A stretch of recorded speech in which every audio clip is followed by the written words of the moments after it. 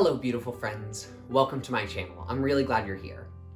I hope that you all are using your time to contemplate national and global structures of racism and what you can do as an individual and as part of your community to promote racial equity. And if you're white and you haven't already, I encourage you to be constantly educating yourself about the experiences of Black people and people of color, and you can do so via the playlists on this channel or literally anywhere with the power of Google. But today, we're discussing JK Rowling, transphobia, and white supremacy. So buckle up. And at the end of this video, I'll leave you with 3 questions for personal reflection that you can use to help incorporate anything you find meaningful from today's video. So JK Rowling is at it again. And because her transphobia is a bit more explicit this time, and because it's Pride Month, and because there are more important things for us to be up to than mocking trans-inclusive language while pretending that we are supportive of trans people, it seems more people are paying attention. But JK Rowling's strange fixation with keeping trans women out of the category of women is nothing new. And I'm not surprised by it, and I'm not even particularly angry at her for expressing her feelings on the matter, so much as I am angry that she seems to want to have her cake and eat it too, by mocking trans-inclusive language while asserting that she would stand up for trans people if they were discriminated against. And I'm also angry at the timing, that while people are trying to center Black voices and voices of color, that she would choose this moment to reassert a depiction of white, non-trans womanhood as threatened and vulnerable. And I am angry, not because white non-trans women do not have legitimate concerns and safety needs, but because those needs are not as pressing as those of, say, Black trans folks. And that if we were to center the needs of Black trans folks, we would probably find that we eliminated a good amount of sexism in the process. And her claims are strange. In reference to an article that uses the trans-inclusive phrase, people who menstruate, she says, quote, "I'm sure there used to be a word for those people. Someone help me out. Woombin, wimpund, woomood." And she continues later with a series of more direct tweets which read, "If sex isn't real, there's no same-sex attraction. If sex isn't real, the lived reality of women globally is erased. I know and love trans people, but erasing the concept of sex removes the ability of many to meaningfully discuss their lives. It isn't hate to speak the truth. The idea that women like me, who have been empathetic to trans people for decades, feeling kinship because they're vulnerable in the same way as women, i.e. to male violence, hate trans people because they think sex is real and has lived consequences, is a nonsense. I respect every trans person's right to live any way that feels authentic and comfortable to them. I'd march with you if you were being discriminated against on the basis of being trans. At the same time, my life has been shaped by being female. I do not believe it's hateful to say so." Now, there's a lot that's happening here. A lot of what I perceive as collapsing and misunderstanding. First off, and most pertinent to what we're experiencing right now, the invocation of women globally is a frustrating but common invocation that ultimately perpetuates colonialist violence and white supremacy. Sex and gender have not operated in the same way throughout all of time or all of the world. Not every culture has perpetuated patriarchy or sexism, but Eurocentrism and whiteness have certainly imported sexism and misogyny, along with anti-Blackness and homophobia, into almost every place it could reach. So while we could speak of a global womanhood, we cannot do so responsibly without recognizing that the conflation of sex and gender, along with the subjugation of femfolk, cannot be separated from colonialism and white supremacy. Second, the basis of trans politics is not that sex isn't real. In fact, I'd say trans people tend to talk about and negotiate with the realities of sex more often than non-trans people. What we are demanding is that we talk about sex in a different manner, to emphasize that sex is more complicated than the male-female binary system that we've been taught to unconsciously accept. This does not eliminate space for non-trans women to speak about their experiences with sexism and male violence. It just recognizes that the misogyny they face is not exclusively because they menstruate, but because femininity in general is regarded with less seriousness and respect. But the reassertion of binary sexual biology as a coherent, consistent way of categorization not only further erases intersex people, and the biological diversity that exists within all of us, but also reasserts the Eurocentric, white supremacist conception of sex and gender. If you want to know more about gender variance outside of this Eurocentrism, you can catch my video in the tag above. But we are not denying sex as a biological reality. We are emphatically asserting that the conflation of sex and gender, and the development of social scripts which are inextricably tied to one's perceived or assigned sex, is not only restrictive and harmful to all bodies, but is something which has been entrenched and reinforced by the same white supremacy that built an economic system on the subjugation of certain bodies, and which granted patriarchy and sexism a global platform. Third, this is especially frustrating because trans misogyny comes from pretty much the exact same place as misogyny in general. Theoretically, at least, we are in the same fight.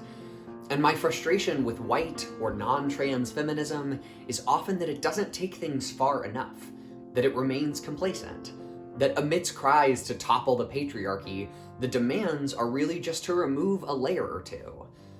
It is because women, and people who menstruate, and people who express themselves in feminine ways are regarded as lesser that we pathologize any person born with a penis who might express themselves in a feminine way. And imagining a society where people of all genders are included and supported by the community would also inherently appease JK Rowling's concern that the female experience will go unheard.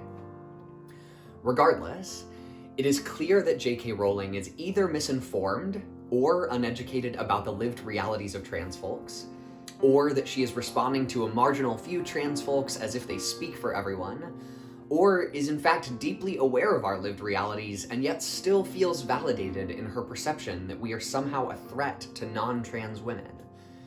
In any case, her words are clearly motivated by fear and insecurity.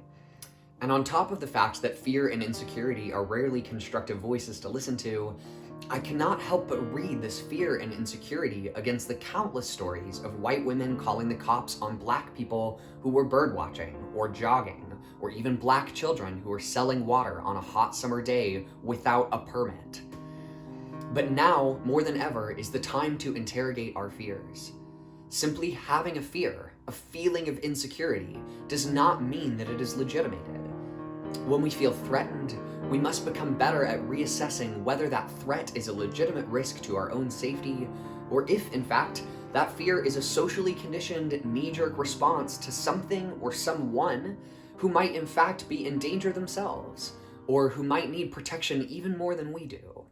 Because in this same week that JK Rowling is using her platform to drive a wedge between femmes, Iana Dior, a black trans woman, was brutally beaten by a group of over 20 men, for the same reason that so many trans people, and specifically black trans women, are constantly subject to the threat of violence, which is as a result of fear and insecurity.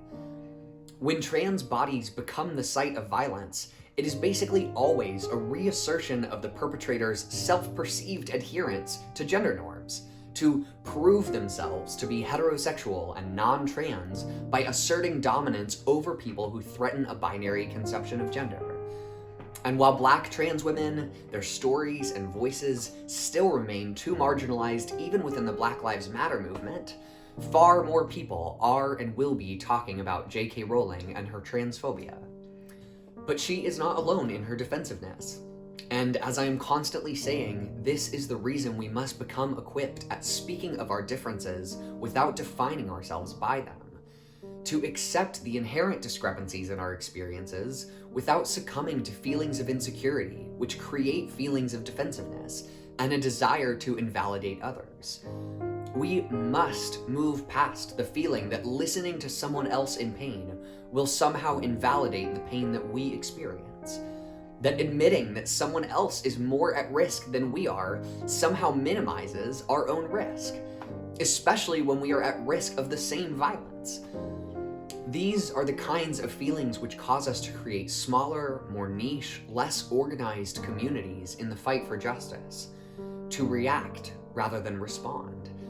And as a result, we pay less attention to those most marginalized and at risk. But we should allow this to serve as a reminder for the necessity of intersectional justice work. that it is not enough to just dismantle sexism or racism, but we must work to undo injustice on every front.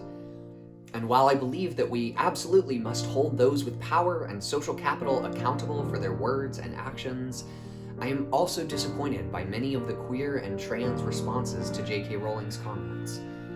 Responding to trans exclusionary sentiments with direct aggression or death threats does not help undo ignorance or educate people out of their irrational fears and insecurity.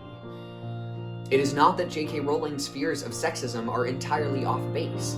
She is just misidentifying the source of femphobia and is clinging to a self-interested conception of justice instead of listening to those more vulnerable than she is, and trusting that centering those most marginalized will lead to the healthiest, most sustainable reform.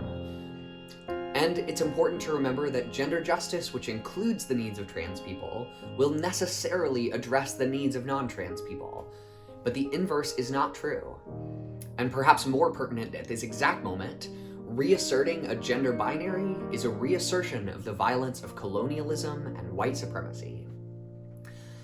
So, this was a bit more of a direct response video than I've done yet, but I will still leave you with 3 questions for personal contemplation to help connect the things discussed today to your own life. First, who is someone, either an individual person or a group of people, that you feel threatened by? And how can you work to reduce or eliminate this perceived threat by confronting ignorance and increasing education? Second, what is some way in which you yourself feel socially marginalized or at risk? And how can you follow that feeling as a way of listening more deeply to others who might share that experience or who might be even more at risk than you, to build coalition instead of division? And third, what is a book series other than Harry Potter that means something to you or that you might recommend to others? If you're feeling brave and vulnerable enough to share your responses to today's questions, I would love to hear from you in the comments. And if you enjoyed today's video or it meant something to you, please like and subscribe. Your support means a great deal to me as I want to provide reflections which speak to you. And thank you for watching. I wish you peace and perspective. I love you all as I love myself, as we are part of the same world. And I look forward to talking with you again soon.